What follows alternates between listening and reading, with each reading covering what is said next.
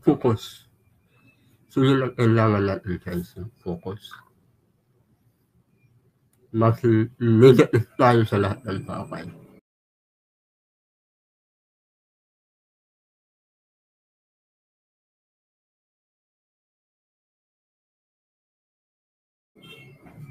So yung kaibigan mo ng YouTube, tuwanan mo.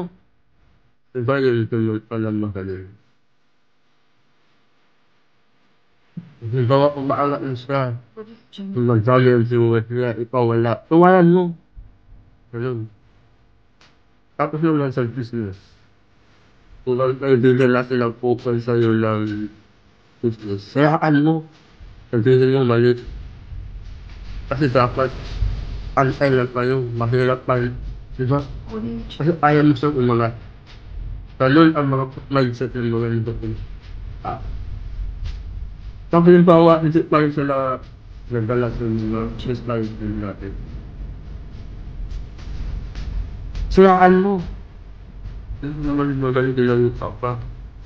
Diba?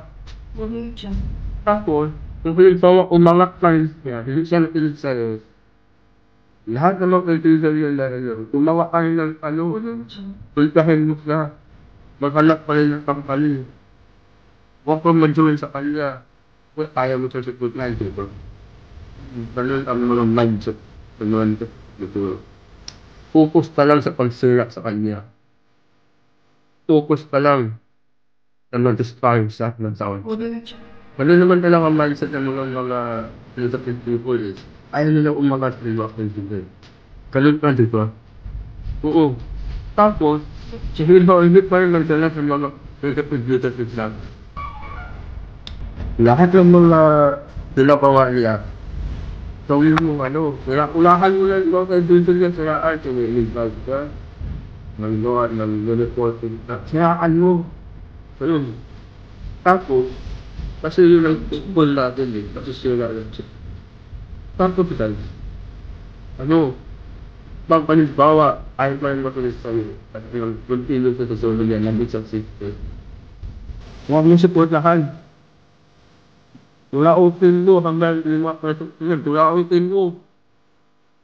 Humingi ka ng discount, humingi ka ng discount 90%. Ganun. Ito. Focus. Ganito. Ang goal nyo guys, sa mga negative mind, siraan na siraan. Diba?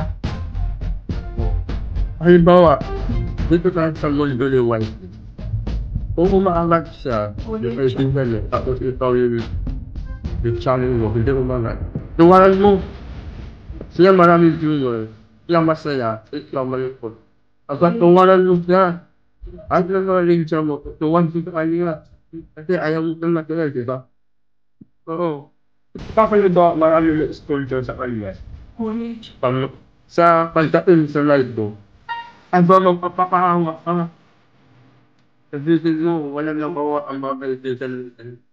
Iniwanan ka sa iyo. Kahit hindi, huwag mo iparela sa kanila na marami natulog sa kasama mo. Ganun naman ang utak natin mga piniligat tayo sa yung bawal. Ganun yung mindset ng buwan. Dito, punta ka sa business. Paano ay paibigan mo ng business? Pagdagang ka. Kasi ang tukot mo talaga dito, ang tukot dito nasira siya. O huwag siya mag-success. Dapat content tayo dito. Halimbawa sa sitwasyon siya, 2002, gumawa ka ng paraan sa mapipiligan nyo sila. Oy, mas kawawa kami. Huwag kaibigan nyo sila talaga. Huwag nyo kaibigan, sayaan sila. Tuwanan mo. Huwag kaibigan mo, at nakulang mo, sinasaway ka kasi mali yung ginawa mo. Iwanan mo. Kasi ang focus mo, mag-release sa sista. Masira yung kaibigan mo. Kasi diba dapat pantay kayo. Yung mindset mo mahirap. Dapat walang aangat. Diba? Yun. Tapos, kung nag-traffic na siya, ganito gawin mo. Wala ako pwede mo bumili ng 90% discount. Tapos, ibenta mo ng 5-2 sa price niya. Ganun dapat, ang isang negative na kaibigan. Kung outing mo, kung ayaw makilit, ayaw ang pagbibigyan, punta ka na kaibigan na nagbibenta na kayo ng tutos ka. Pati pamukha mo sa kanya yung kasi ganun pa eh. Negative pa eh. Hindi mo supportahan yung kaibigan mo para umangat. Kasi yan ang purpose natin. Yan ang purpose mo. Huwag siyang umangat. Pangalawa, kung halimbawa hindi pa rin sa napilang, umaangat pa rin siya, ang gawin mo ulit, sisiraan mo siya. Oo, kasi yan ang mindset ng mga likod. Oo, wag mo hayaan na mag-success siya, wag mo hayaan na kasi negative pa, diba? Hinalipan pa. Ganoon. Tapos, halimbawa, ito pa rin napilaw, umaangat pa rin siya, balik mo gawin mo ulit. Lahat ng in-invite niya, ulahan mo, silaan mo kantin mo, spam yan. Manyan. Ganun naman tayo, diba? Ganun naman tayo pag pag sa tingin natin maganda yung opportunity, tapos ayaw mong umangat siya, gusto mo mag-leader. Kasi kontento ka na dyan sa pag-leadership mo. Kontento ka na dyan sa pag-leadership. Nalahalap ka lang ng sponsor. Kontento ka na dyan na nagsisilip ka lang. Kontento ka na dyan na nahintay ka lang ng ayuda. Kontento ka na dyan na hindi ka gumagawa ng paraan. Diba? Ganun ang mindset ng mga leadership people. Ganun pa, diba? Oo. Pag halimbawa, huwag pa natin na ginawa mong pambuburaot, ang ginawa mong panggabanto, ang ginawa, wala ka rin natin ano yung gawin flat.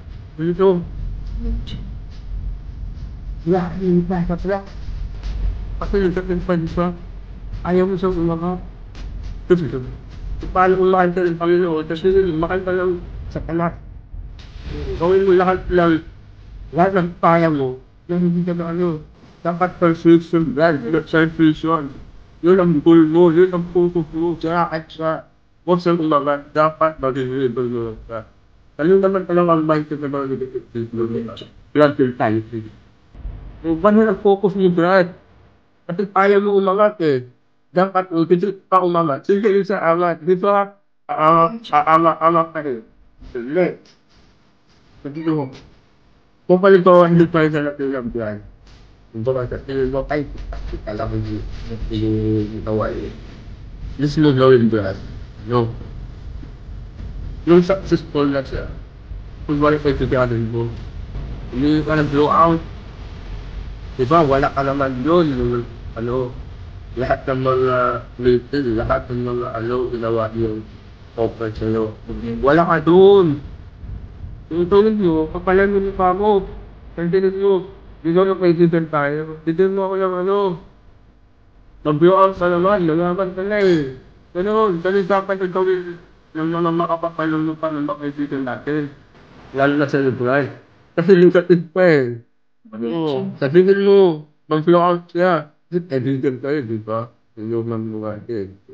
Ganun dapat yung kasi alam mo naman na hindi ka tatanggihan kasi kaibigan na kayo, di ba? Kahit ka kapal na mukha mo. Hindi ka tatanggihan nun. Oo. Ipamukha lang sa'yo na successful na siya. Kasi yan ang mindset. Kasi yan ang focus mo. Negative pa lang lagi sa lahat ng bawal.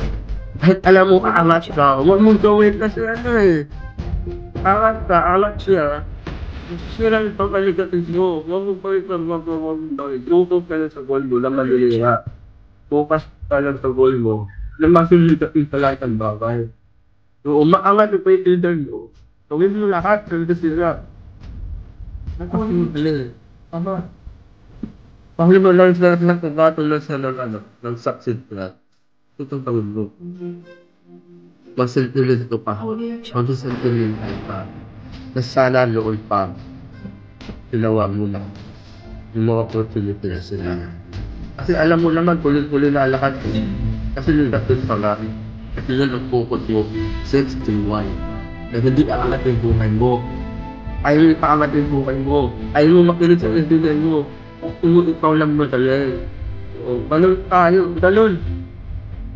Yung mga mindset ng mga kaibigan natin na ayaw pang mabilis.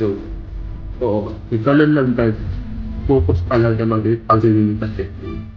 Tapos, hanggang lugmok na lugmok pa na, wala ka na malalatisan, wala kang mautalan, kasi lahat ay kilala ka na makapalang ka, at saka durakot sila, makupal pa, magdagancho ka. Sila na wala silang utang na loob. Kasi alam mo naman, yun ang panigapis na tao pa. Ikaw pa yung nagsala mo sa akin na walang utang na loob. Na walang awat sa kapwa. Ganun ang mga negative na tao. Lahat sinisisi sa lahat ng bawat sinisisi sa magulang, sinisisi sa gobyerno. At alam nila sa sarili nila naman makagawa nila. Kasi negative na sila eh. Ganun ang focus nila. Ito yung nila nag-try. Alam ko may malalasin yun. Pinabukasan yun. Magkawawa ka.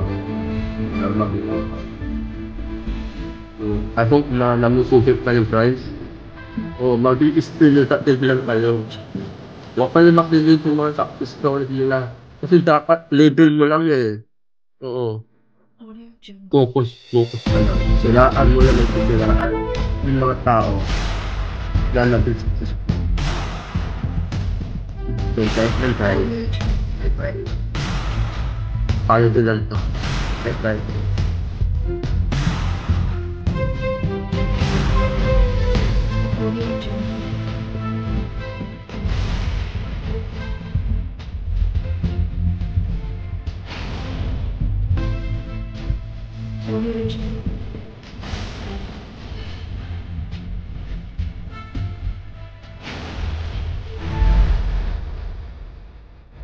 Audio Jungle.